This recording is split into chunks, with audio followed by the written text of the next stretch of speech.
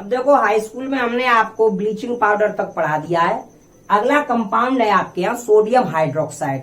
इसका एक और नाम होता है कास्टिक सोडा। ये हम आपको पहले पार्ट में बता चुके हैं, हमने छाल लवड़ वाले में। कास्टिक सोडा हम इसमें पढ़ते हैं। तो इसका अणुसूत्र है NaOH। अणुसूत्र है NaOH और इसका रासायनिक नाम तो यही होता है भाई सोडियम हाइड्रोक्साइड।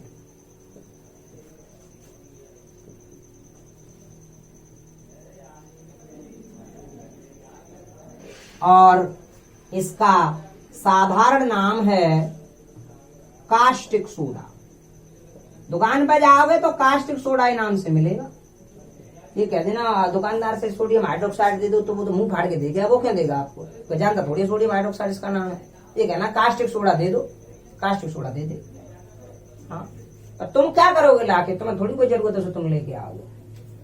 हाँ, अब मैं बताऊं इसके बनाने की विधि।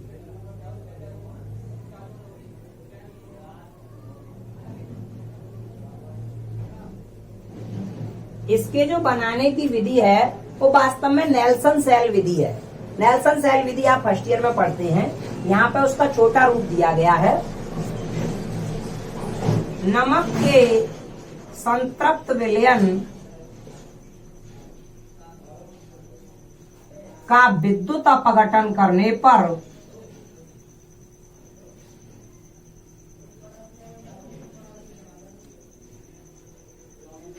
सोडियम प्राप्त होता है,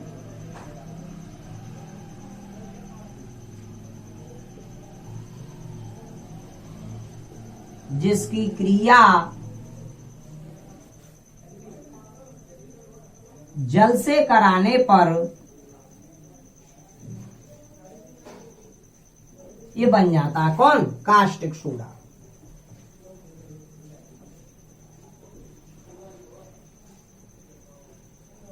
बनता है।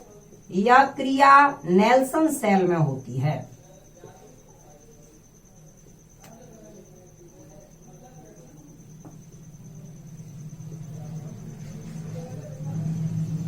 यह क्रिया किसमें होगी, नेल्सन सेल में होती है। देखो NaCl किसमें टूटेगा, Na plus plus Cl minus, इसमें टूटेगा। अब हम इसका क्या कर रहे हैं, विद्युत अपघटन। विद्युत अपघटन का मतलब ये होता है, फिलहाल में इतना समझ लीजिए कि ये विद्युत अपघट्य है। इसके विलयन में हम धारा प्रवाहित करेंगे। इसके विलयन में क्या करेंगे, धारा प्रवाहित करेंगे। धारा प्रवाहित करेंगे तो ये दोनों तत्व अलग अलग हो जाएंगे। इसमें सोडियम अलग हो जाएगा और क्लोरीन अलग हो जाएगी। ये सब इतना समझ लीजिए, इसे हम विद्युत अपघटन बोलते हैं। वैसे आपको इंटर में पढ़ने को मिलेगा, अगर आपके सौभाग्य हुए तो। सौभाग्य हो तो मिल जाएगा पढ़ने को, नहीं हुए सौभाग्य तो नहीं मिल पाएगा। अब हम इसका करेंगे विद्युत अपघटन। विद्युत अपघटन में, तो विद्युत अपघटन में बेटा दो चीज होते हैं, एक कैथोड एक एनोड। कैथोड पर पहुंचेगा ये Na प्लस, ये एक आयन है और इसे एक इलेक्ट्रॉन की जरूरत है। इसे एक इलेक्ट्रॉन मिल गया तो ये Na परमाणु में बदल गया। ये आप 9th में पढ़ के आए होंगे, जिसपे एक प्लस है मतलब उस पर एक इलेक्ट्रॉन की कमी है, Na। और Na ये बन जाएगा 2Na, यानी सोडियम के कई सारे परमाणु आपस में जुड़ गए। और एनोड पर, एनोड फिलहाल में समझ लीजिए आप इलेक्ट्रॉन का त्यागना और कैथोड ग्रहण करना। तो Cl माइनस जाएगा एनोड पे, ये एक इलेक्ट्रॉन त्याग देगा तो ये Cl परमाणु बन जाएगा। पर Cl एक परमाणु का अणु नहीं होता है, तो Cl plus Cl gives Cl2 और एक क्लोरीन गैस इसमें से बाहर निकल जाएगी। तो हमें क्या प्राप्त हो गया, सोडियम। और इसकी क्रिया करा देंगे हम जल से। किससे, जल से। तो 2Na plus 2H2O gives 2NaOH plus H2। Hydrogen gas निकल जाएगी और हमें ये प्राप्त हो जाएगा, क्या, सोडियम हाइड्रोक्साइड। यहां से हमें मिल जाता है। इस पूरी विधि को एक सेल में किया जाता है, उसको हम नेल्सन सेल बोलते हैं। नेल्सन नामक वैज्ञानिक ने उसका आविष्कार किया था। वो तो आपको आगे पढ़ने को मिलेगा अगली कक्षाओं में। यहाँ पर तो सिर्फ इतना जान लीजिए कि नमक के विलयन का हमने विद्युत अपघटन किया। ठीक है, तो ये कैथोड पर, कैथोड मतलब इलेक्ट्रॉन को ग्रहण करना, तो इसने प्लस वाले ने एक इलेक्ट्रॉन ग्रहण किया, परमाणु बन गया। और एनोड, एनोड मतलब इलेक्ट्रॉन का त्यागना, तो इसने एक इलेक्ट्रॉन त्याग दिया, ये परमाणु बन गया। फिर इसकी क्रिया हमने जल से करवा दी, तो ये NaOH हमें प्राप्त हो गया। अब इसके आगे हम बताते हैं इसके भौतिक गुण।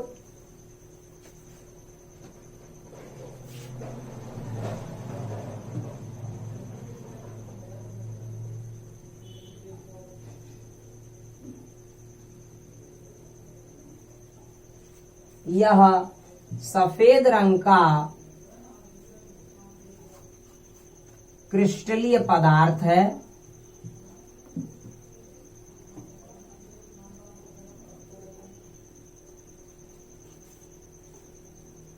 इसका जलीय विलयन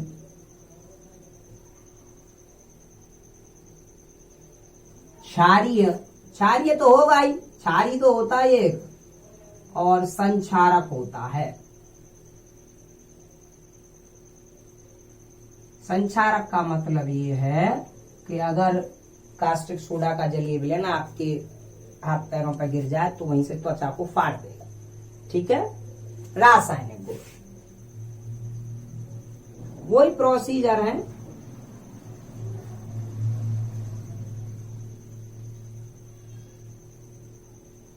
पहला गुण है रासायनिक, CO2 से क्रिया।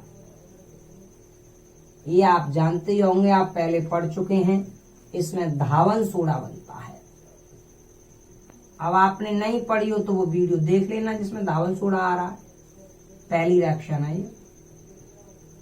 रिएक्शनों को लिखें बार बार कॉपी कर। 2NaOH plus CO2 gives Na2CO3 plus H2O। ये धावन सोडा बन गया। दूसरा इसका गुण है अम्लों से क्रिया। तो आप खूब जानते हैं भाई कि जब ये अम्लों से क्रिया करेगा तो भाई लवण तथा जल बनाएगा, क्योंकि भाई ये क्षार है। यह अम्लों से क्रिया करके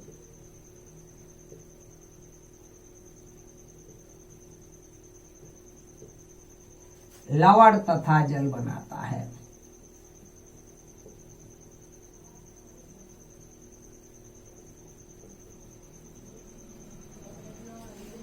तो NaOH मानो HCl से करवा दो, ये भी आप पहले पाठ में पढ़ चुके हो। NaCl plus H2O, NaOH plus H2SO4 से करवा दो, Na2SO4 प्लस H2O। किसी भी अम्ल से क्रिया करवाओ तो उसका संगत लवण बनाएगा और वही जल बनाएगा। क्षार है तो लवण और जल तो बनाएगा ही। बस यही दो गुण हैं इसके, और कुछ खास नहीं है। और इसके उपयोग, ये उपयोग ही बहुत होता है।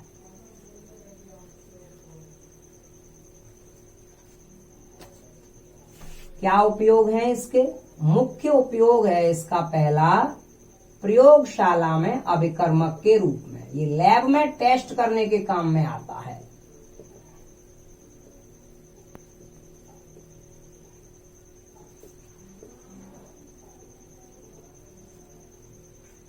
दूसरा इसका मुख्य उपयोग है कपड़े धोने का साबुन बनाने में।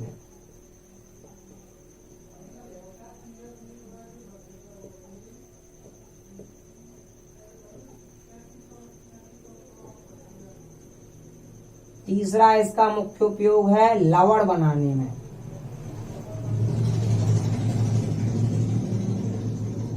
और चौथा इसका उपयोग है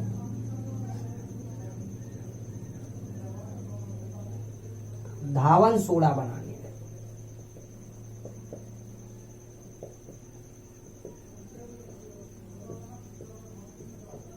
बस इतना ही पढ़ लीजिए आप इसमें NaOH के बारे में।